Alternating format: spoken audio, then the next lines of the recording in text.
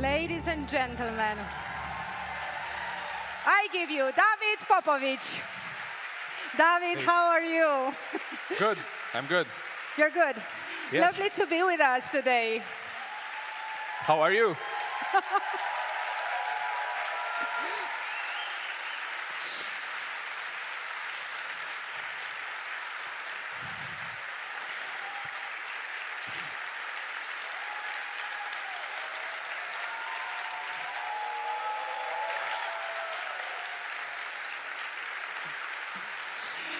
I think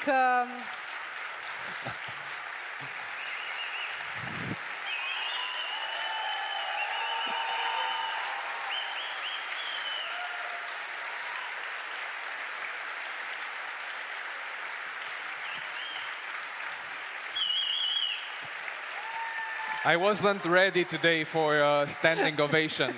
I didn't prepare. Thank you. Mulțumesc. Thank you all.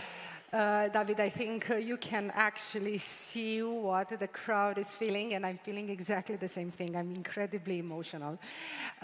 And you had a wonderful summer, and I think it was like the peak of your career.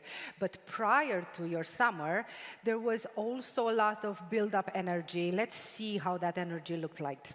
All right, let's see. Toată România e cu ochii pe el. Anul ăsta n-are cum să nu ia, e șansa lui. Sigur o să ia. N-ai cum să câștige. La început, eram doar un copil care voia să înoate.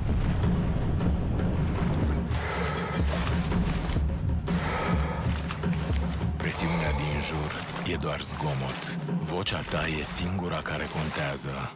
Raiffeisen Bank. Destul de sugestiv.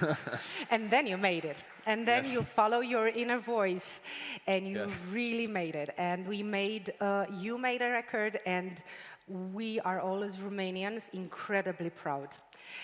Now, of course, after this big moment, I can't help but wondering what's next for you. Well, this is a difficult question for a lot of us. What's next? It's always, you think it's the natural first thought after achieving something very impressive to always think in the future, what's next, what's next? But for me, I found out in the last few years that it's very important to learn also to take a step back, breathe a little, relax. You don't always have to figure out what's next. You also have to enjoy, live a little, swim a little, and bask in the glory a little if you can. So for me, the what's next question is, I'm figuring it out every day. Flow. Yeah. And that's absolutely great, because part of that is talking in crowds like that, but also in plenty other of events. And I feel like you're becoming an inspiration for kids and for all sorts of generation. Now, my question would be, if I do have actually a 10 years old kid, what would you like my daughter to know? Well, I'll use an example for this. Just before I came here, I went to a school in which I talked in front of about 200 kids about drug prevention and how we can stop that as best as we can. And it's very inspirational, even for me, just seeing all of the kids treating me as sort of an idol, just as I used to have idols when I was young. So I am trying, and the message I'm trying to send to little children is I'm trying to be as inspirational as possible. Help them realize that they can achieve their dreams, and try and also show them the tools and what people to have around them. That's great. I was thinking that in one of your interviews, talking about your journey as a great champion, you were saying that although it is very important for you, swimming feels like it's not enough. And I'm just thinking now, what would you like more? How would you like your life to get enriched beyond swimming? Well, even though becoming an Olympic champion is not an easy task, and it's I would say that. Yeah, and it is very important to me. I said this before and I'll say it again, I'm embarrassed to do just that. I mean, even though it's not an easy task, there's always going to be an Olympic champion, and those places are always going to be occupied by some people. So I'm trying to get over that, just be bigger and mean more to more people. And all of the causes I get involved in all of the public talks I have, such as this one, I'm trying to push something more than only just the idea of a great athlete. It has to be a little more. Being human takes more than that. And how the other guest said, it's no matter how important you are, you can always do some good.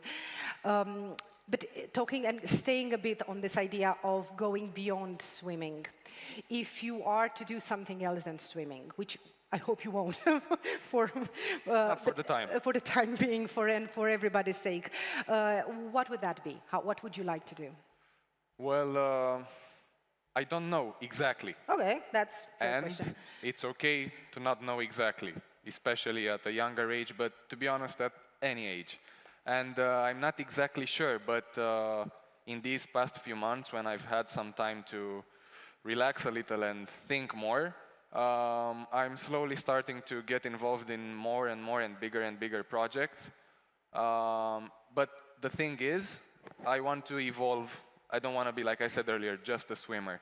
I want to learn, I want to evolve, I want to keep learning, I want to read, I want to meet people. It's very important in the path of, again, life. Yeah, it's not available only to me, what I said. It's true for, I suppose, anyone. And because I'm a bank representative, I know that you've been saying that for a couple of years, that you're not really interested in how much in money talks and how much you earn. How do you feel about that now? How is money entering into this equation of your bigger life? Well, things have changed a little. When I first started earning my money, I was scared of the idea of the money changing me. I was scared that if I knew how much exactly I'm earning and I'm winning, I'd lose focus from what really matters to me, which is swimming. But over the years, and even now, it's still a process of learning to accept it in my life. And it's not a first world problem, you know, just dealing with money and whatever. But I'm learning how to implement it in my life, and trying to make the best out of it. Flipping a bit from that one to brands association, how do you choose brands that you're getting associated with? All sorts of brands, being that NGOs or financial or let's say commercial brands. Yes, well, I have very few sponsors and very few brands I associate myself with, because it's very important to me to have little but very qualitative people around me. And so I try and align the values I have with the values of the brand I associate myself with, because it's just as important as the team I have next to me, my coaches, nutritionist, etc. The team that supports you, that funds you, and that is there with you, either if you win or lose, is just as important. And so we need to have our values aligned. That's how I choose the people I work with. That's wonderful, and I think the value of partnership proves it's so much better in so many ways, from the narrative point of view, from the project involvement point of view, and so on and so forth. Because we are in a conference that we are, I don't know if you know that, but like, flashlight, we are at the biggest conference of creativity in Europe. Like, imagine that for our Romanian. So we are quite proud of this. And the theme of the conference has always been creativity, and how creativity could lead to better value, better businesses, better humans. Why not? So I wanted to ask you, I know creativity probably is not the top of mind word for you, but how do you feel about that? How creativity is in your life? Well, actually, even in what I do, in the training I do, creativity is a pretty big part, because simply being different than my competitors, and this I mean body-wise, I'm just not born with the same stature or muscles and whatever. We've had to adapt and find more creative ways to train around the usual training ways, techniques. Thanks to the very creative and intelligent team I have behind, of coaches and people around me, people I surround myself with, we're making the best of it. And we have to be creative in order to be good at what we do. And to win. I think most of us, marketing people, kind of understand this idea of if you don't get much money for media, then you will probably need to get creative fast. So I think we got you, right? Now, of course, because you are a world champion and you're talking to plenty of generation, but you are a representative of, the Gen Z. What do you love about your Gen Z? What do I like about my generation? What do you like about your generation? Well, there's plenty of things to like. There's definitely, like in any generation, things to dislike as well, but I'd like to talk more about the positive aspects. I think being born in the post-communist era, of course, we have a more freeing, I guess, way of thinking. We're a little less restricted by what we have to do, have to say, and I think we are slowly becoming as a generation very creative, going back to the point from earlier. There's a lot of things I can say bad and good about people my age, but I really believe in our potential because we have plenty of potential in whatever domain we want to pursue, be it marketing or sports or... Thank you. There's a lot of grumpy, not from the Gen Z generation, people talking about how these kids are not doing anything. They're only after money. They're only after just working as easily as possible. And that, in a way, is true. But there's also so many things, so many good things that we bring along with the years we were born in. We have plenty of potential. That's what I like. We have a lot of time to prove ourselves. That's what I like. And there is a lot of, spark amongst, the inner spark that, just believe that can make things happen. And I think it's absolutely wonderful. David, first of all, I want to tell you that all those questions that I've addressed to you today, it was not mine, actually. I just picked them up randomly from people from community, and I do thank you very much for being so honest with us today. I do have one question. Do you have a question for me? Or I if do. You don't, that's fine. Now you've put me out of my comfort zone. Yeah, good. This is also out of my comfort zone. I'm like a fish a fish out of the water, no pun intended. But I'd like to ask the same thing you asked me, because I think it's also important to hear your side of the story. How do you choose the people you align yourself with, or the ones you choose to represent you?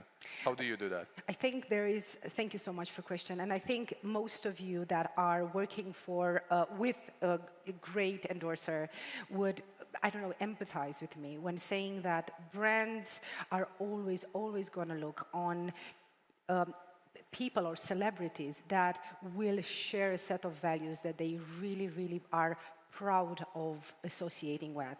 I believe that our association, even with Raiffeisen Bank, is an association that talks about education, that talks about inspiration for the young generation, that talks about performance, and something that we're very proud of Raiffeisen in inspiring everybody across ages of doing sport. Because sport is something that you could do for excellence, or you could do just because it's a healthy lifestyle.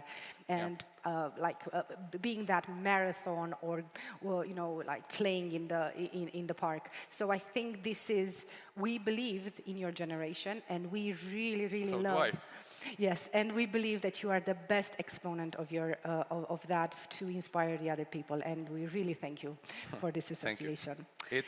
I'd like to add that please. Even from my standpoint, from yours as a brand, as all that you represent, I think those people who actually have a bigger stage to share a message, for us it's very important to make sure that it's the healthy message, that it's the right thing, and be careful of, we have to be more careful of what we promote, because our messages are spread and they can be either good or bad.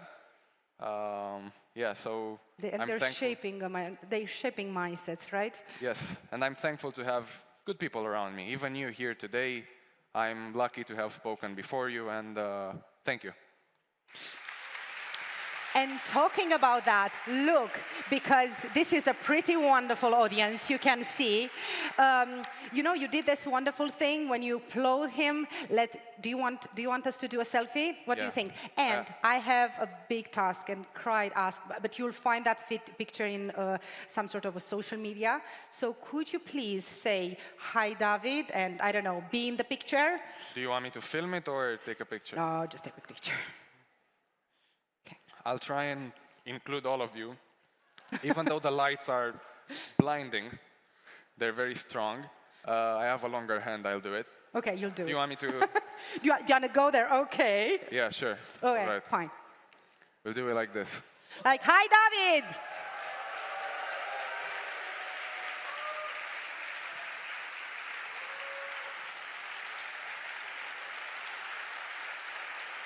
And now we have also a video. Ladies and gentlemen, I truly hope you enjoyed the David Popovici presence here today. Thank you. We wish you a wonderful afternoon. Thank you very much. Raiffeisen Bank. Make it happen.